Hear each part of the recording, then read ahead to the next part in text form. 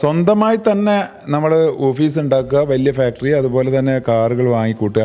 ഇതിലല്ല ഇപ്പം ഈ സമയത്ത് പ്രത്യേകിച്ച് ഹ്യൂജ് ഇൻവെസ്റ്റ്മെൻറ്റ്സ്, ഹ്യൂജ് എക്സ്പെൻസുകൾ ഉണ്ടാക്കാതിരിക്കുക.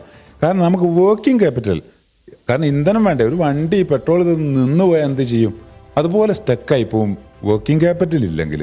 അപ്പോൾ വർക്കിംഗ് ക്യാപിറ്റൽ ഇല്ലാതാവുന്ന ആ ഒരു അവസ്ഥയിലേക്ക് സംരംഭകൻ എത്തിക്കരുത്, നേരത്തെ തന്നെ വേണം. പ്രത്യേകിച്ച് ഈ സമയത്തൊക്കെ നമ്മുടെ ഷെയർ ഹോൾഡേഴ്സിനോടോ ഡയറക്ടേഴ്സിനോടോ നമ്മുടെ പാർട്ട്നേഴ്സിനോടോ ഫണ്ട് കൂടുതൽ ചോദിച്ചാൽ തീരെ കിട്ടാത്ത സമയമാണ്. കാരണം ലിക്വിഡിറ്റി, ക്യാഷ് ഫ്ലോ, ആരെ കയ്യിലും പൈസ അത്യാവശ്യത്തിനല്ലാതെ വേറെ ഇല്ല.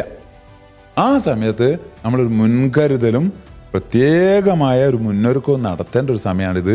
എല്ലാ എക്സ്പെൻസുകളും എവിടെ കട്ട് ചെയ്യാനുണ്ട്, ഒരു ചെറുതും വലുതും എല്ലാം കട്ട് ചെയ്യാൻ നോക്കുക.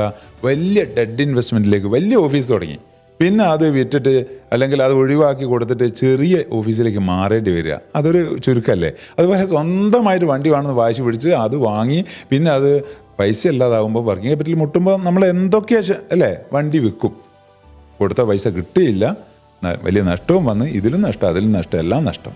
ഇതൊരു പ്രത്യേക ശ്രദ്ധ, മുൻകരുതൽ വേണ്ട വളരെ ഗൗരവമുള്ളൊരു സമയം ഇത്.